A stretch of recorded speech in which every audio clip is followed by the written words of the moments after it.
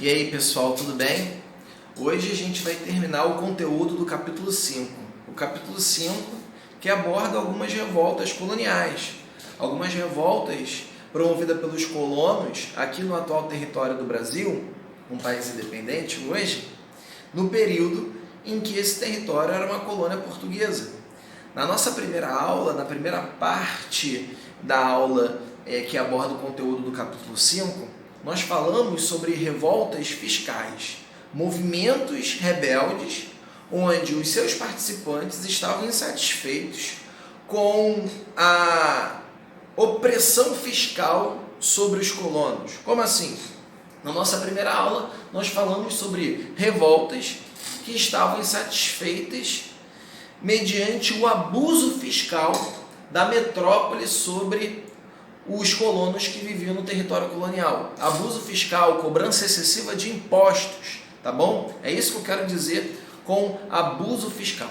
Então, as revoltas da última aula tinham como principal motivação amenizar a cobrança excessiva de impostos provenientes da exigência do rei de Portugal, mas não queriam fazer com que, pelo menos a princípio, parte do território colonial fosse independente.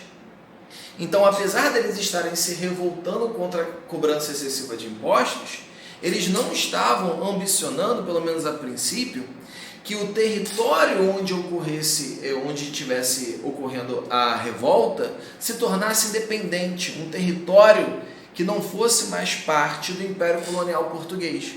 Ou seja, eram revoltas fiscais, que eram contra o abuso excessivo da cobrança de impostos, mas não eram revoltas separatistas, que visavam proclamar a independência da região onde esses abusos fiscais estavam ocorrendo.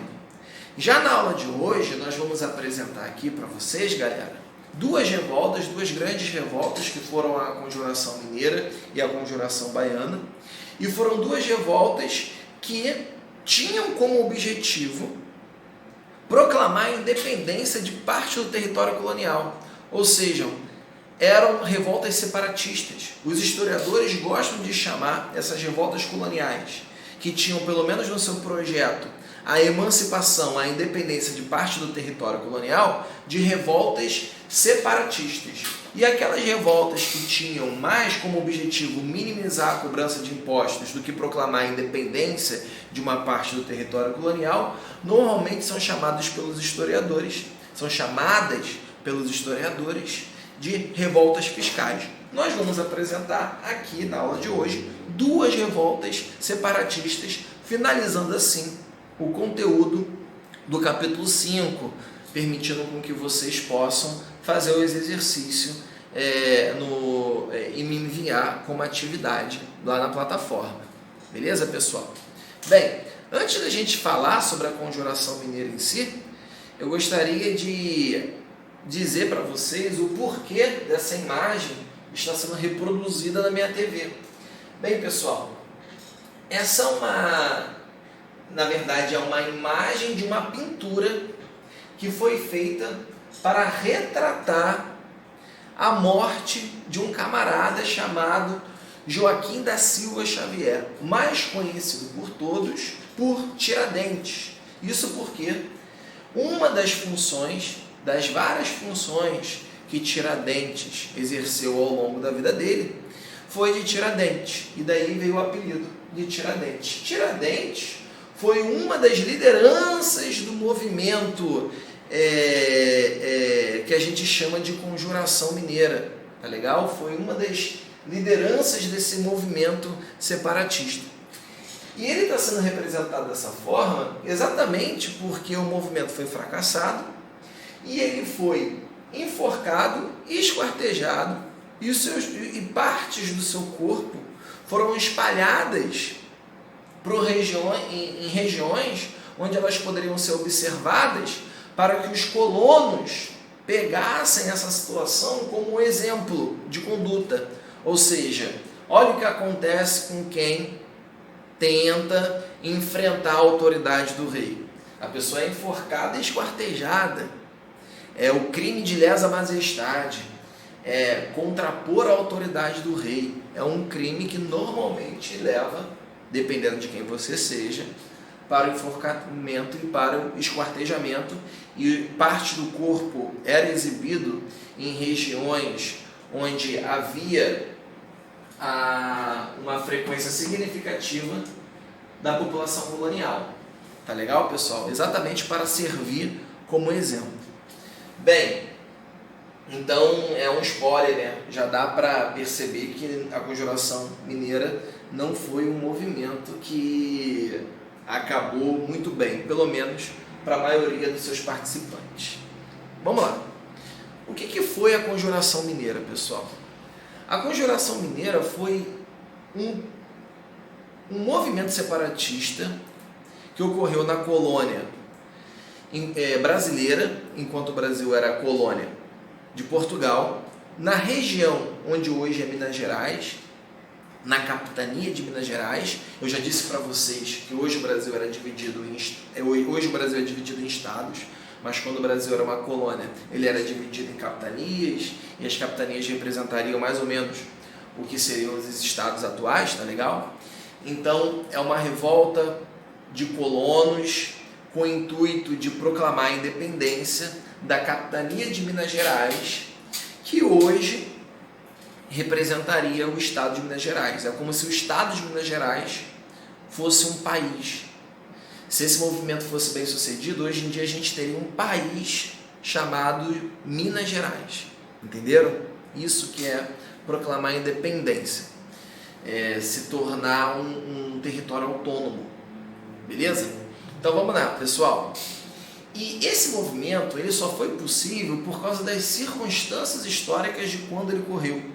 Lembrando que a Conjuração Mineira é uma revolta que ocorreu no século XVIII. E no século XVIII já tinha rolado o movimento iluminista na Europa, já tinha rolado a Revolução Francesa na França, já tinha rolado a independência dos Estados Unidos. Então, estava acontecendo coisas no mundo que meio que dava esperança para aqueles que viviam no território colonial e que queriam proclamar a independência desse território, viam vantagens na independência desse território. Afinal de contas, era possível. Os Estados Unidos eram uma colônia e deixaram de ser uma colônia da maior potência mundial da época. Então, se a maior potência mundial da época da independência dos Estados Unidos, que era a Inglaterra, não conseguiu impedir a independência dos Estados Unidos, por que não um território colonial do século XVIII de Portugal não iria conseguir a mesma façanha? Não é? Afinal de contas, no século XVIII, Portugal já estava longe de ser a principal potência europeia, sendo que um dia já tinha ocupado esse cargo de soberania no território europeu. Já não era mais uma realidade vista no século XVIII. Então, o contexto mundial acaba influenciando sobre movimentos que vão acontecer dentro da colônia. E a gente pode dizer com total tranquilidade que as ideias iluministas que contestavam o antigo regime, que contestavam o absolutismo, e Portugal era uma monarquia absolutista, contestava a figura do rei. Então, um movimento de grande impacto no mundo que contestava o poder do rei na Europa acabou repercutindo em território colonial. A independência dos Estados Unidos, que provou para colonos que a independência era possível, não importa quem fosse o colonizador. Então, o que estava acontecendo no mundo acabou respingando e gerando impactos no território colonial brasileiro no século XVIII. Beleza, pessoal? E aí, já que vocês estão prontos para entender a Conjuração Mineira, vocês já entenderam as circunstâncias, vocês já entenderam tudo aquilo que preparou o palco para a Conjuração Mineira, uma revolta que acabou não acontecendo, acabou não saindo do projeto, mas foi interessante, até o projeto já traz uma história interessante, já já vocês vão entender, foi uma revolta que não aconteceu. Vocês já entenderam os elementos que prepararam o palco para esse tipo de revolta separatista, beleza? Então vamos nessa, vamos apresentar a Conjuração Mineira de fato.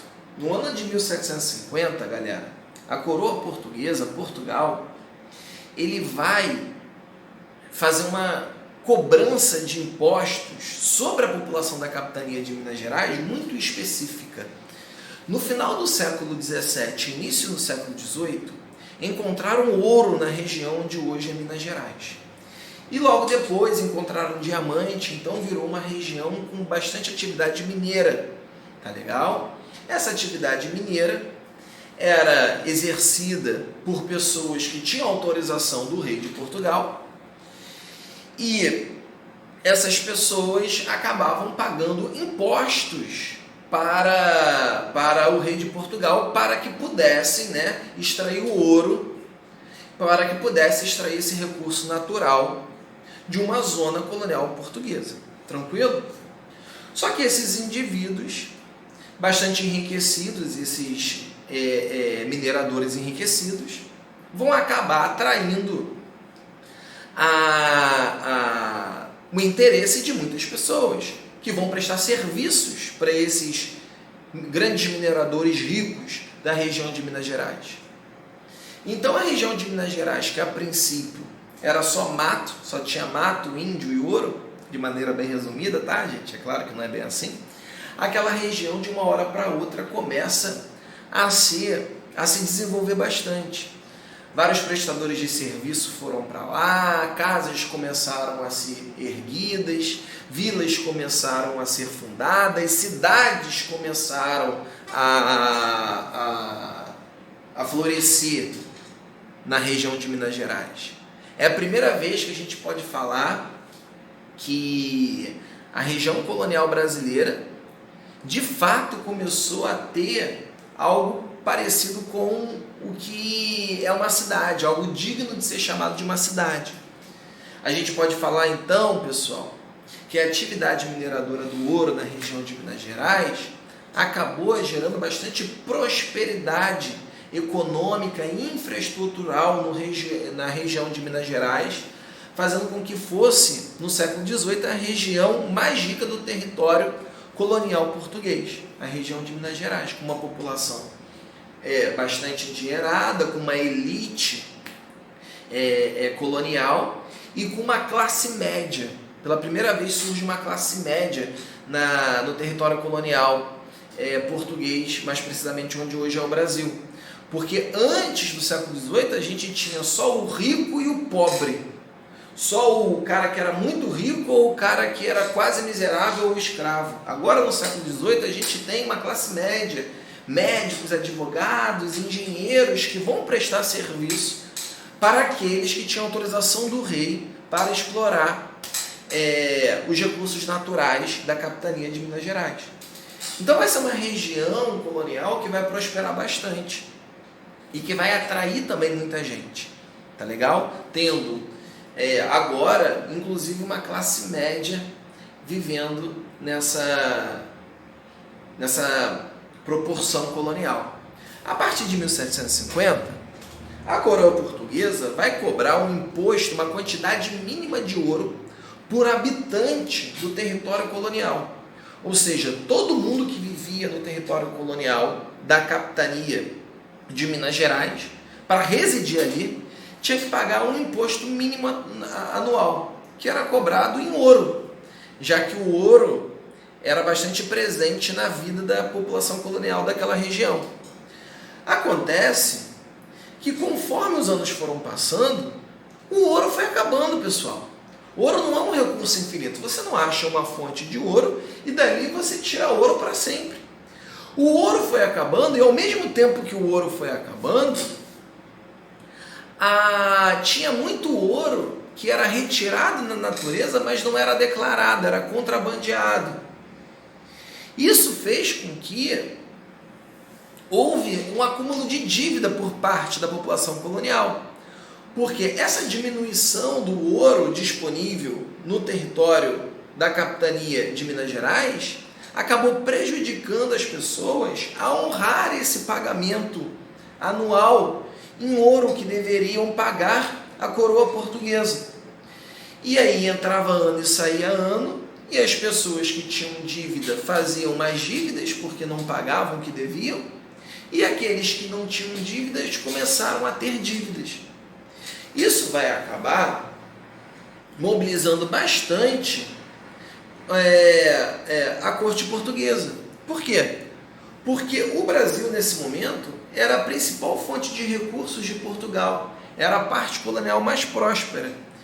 E os portugueses estavam percebendo que eles estavam perdendo, e muito, em volume de ouro que eles adquiriam através da cobrança de impostos dos colonos da região de Minas Gerais.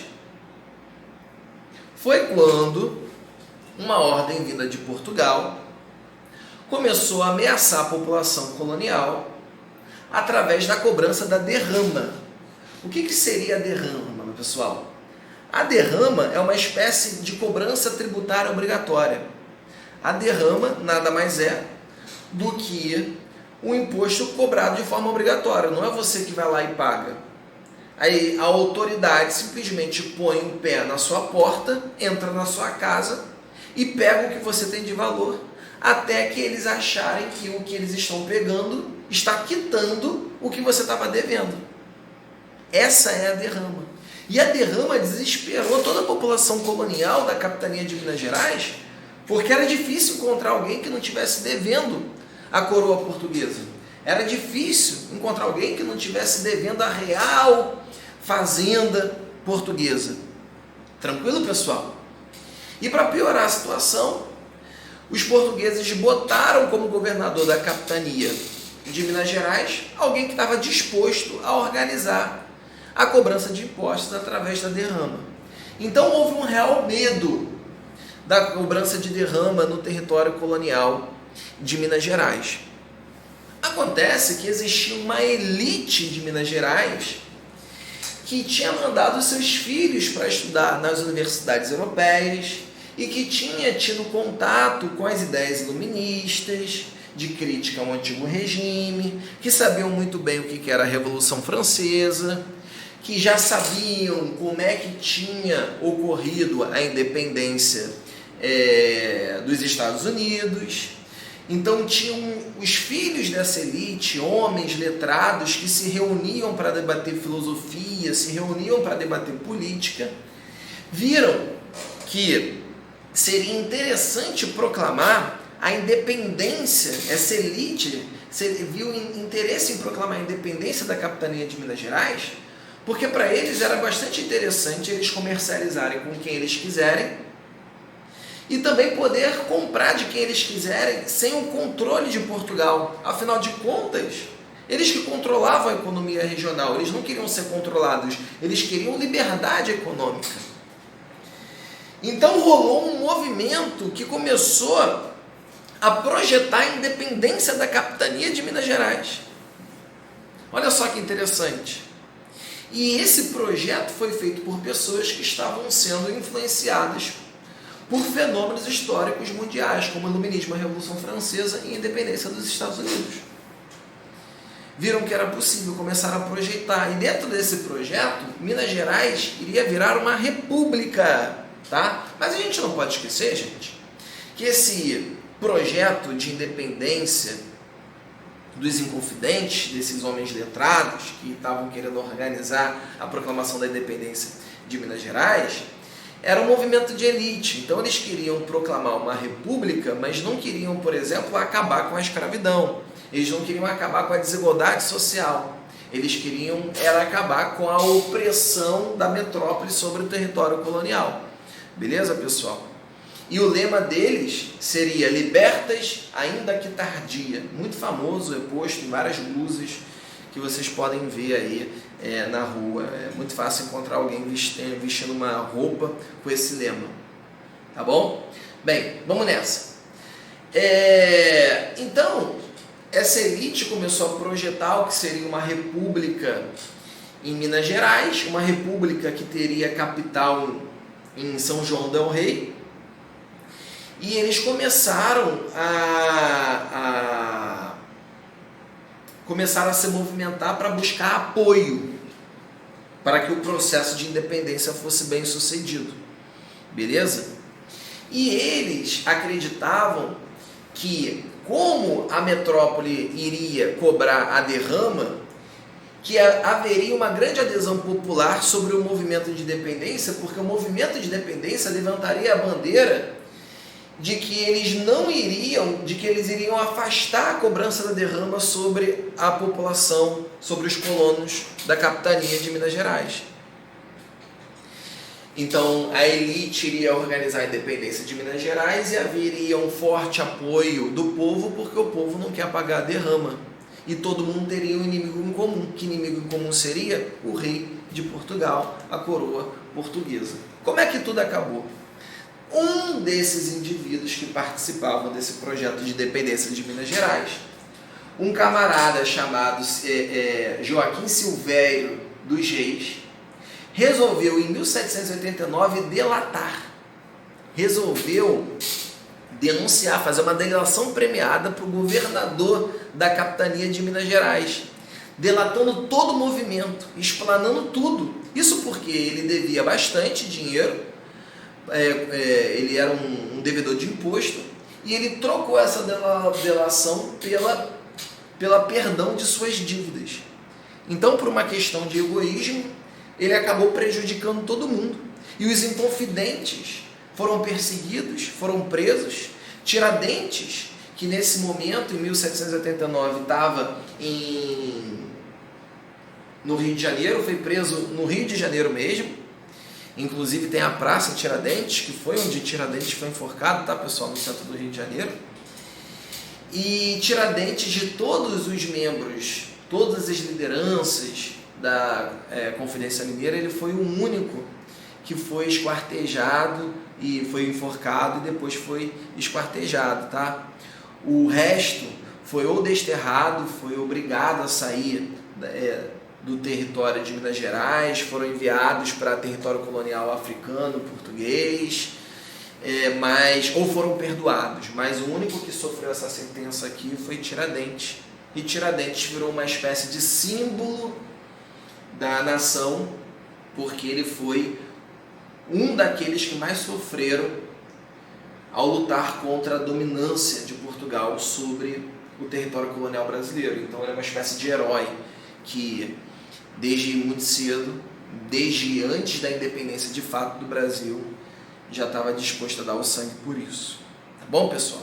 Agora a gente vai para a Conjuração Baiana.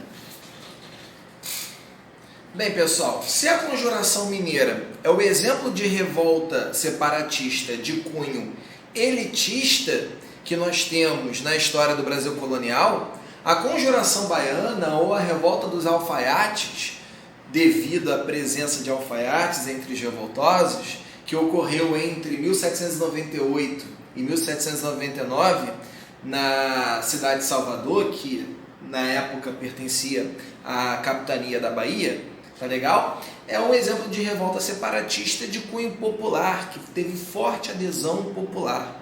O que aconteceu foi o seguinte, pessoal. Aquela região é uma das regiões mais próximas entre o continente americano e o continente europeu.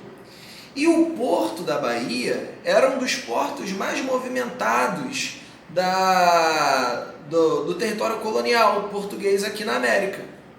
Então chegavam vários livros aqui no Brasil, jornais que traziam as notícias e as ideias que estavam sendo desenvolvidas em alta no território europeu, jornais que apresentavam a independência dos Estados Unidos, já tinha ocorrido também a independência do Haiti, olha só, negros, ex-escravos tinham proclamado a independência de uma colônia francesa, e essas ideias começaram a circular sobre a cidade de Salvador, começaram a circular na Bahia, na capitania da Bahia. Tá legal, pessoal? E uma elite letrada começou a ter acesso a essas informações E motivados pela independência do Haiti, dos Estados Unidos, pelo Iluminismo e pela Revolução Francesa, motivados por todo esse contexto global, resolveram desenvolver panfletos onde divulgavam ideias separatistas que defendiam a independência da Bahia perante a coroa portuguesa. E para conseguir adesão popular, eles começaram a fazer panfletos que defendiam essas ideias para serem espalhados por toda a cidade de Salvador. E como boa parte da cidade de Salvador era analfabeta, eles abusaram das imagens desse panfleto. Esse panfleto era muito decorativo, tinham várias, vamos dizer, várias charges, algo parecido com isso, para que essas ideias fossem passadas até para aqueles que não sabiam, não tinham muita habilidade, não tinham muita fluência no manejo das letras, não sabiam ler e escrever direito, ou até para analfabetos mesmo, através de uma imagem você consegue passar uma informação.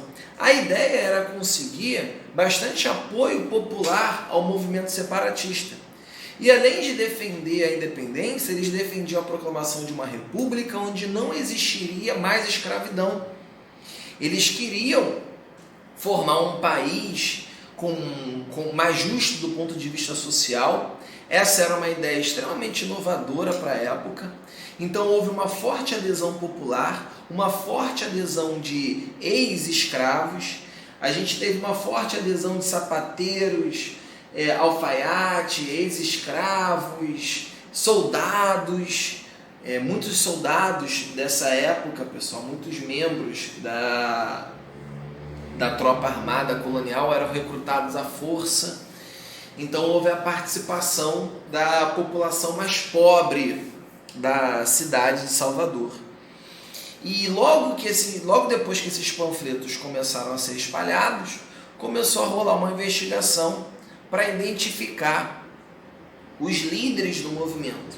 E eram vários os líderes do movimento. Tinham negros que eram líderes do movimento e existiam até brancos, apesar de exigirem uma sociedade mais justa do ponto de vista social. Isso não significa que não haveria parte da elite branca adepta à Conjuração Baiana. Isso aconteceu de fato, tá legal? E o que mais assustou a corte portuguesa foi o fato de poder acontecer aqui o que aconteceu no Haiti. A maior parte da população colonial era composta de negros. Então vamos supor que esses negros todos resolvessem se conscientizar, criar um sentimento de união e lutar contra a opressão colonial. Seria impossível manter o território colonial ainda como uma colônia. Era o famoso medo do haitianismo. O Brasil reproduziu o que tinha acontecido no Haiti, que a gente já estudou em aulas passadas. Beleza, pessoal? E nessas investigações, 4 pessoas foram identificadas como principais responsáveis, que são os 4 indivíduos que estão sendo representados aqui na minha TV. Lucas Dantas, Manuel Faustino, Luiz Gonzaga e João de Deus. 2 eram soldados e 2 eram alfaiates. E os 4 eram negros. Eles foram enforcados e esquartejados, mas aqueles que eram brancos e que pertenceram a movimentos foram poupados, ou pelo menos não tiveram o mesmo fim do que esses 4, provando pra gente que a cor da pele acabava influenciando no seu julgamento, enquanto o Brasil ainda era uma colônia. Não existia igualdade dos indivíduos perante a lei. Tá legal, pessoal? Então a gente termina a nossa aula assim. Eu vou estar disponível no chat durante o horário de aula para tirar dúvida de vocês. Façam os exercícios do capítulo 5, tirem todas as dúvidas comigo e vamos que vamos, nada vai parar a gente. A quarentena é muito pouco, a gente é muito grande, a gente é muito forte. Beleza? Tchau, tchau, pessoal. Um beijo.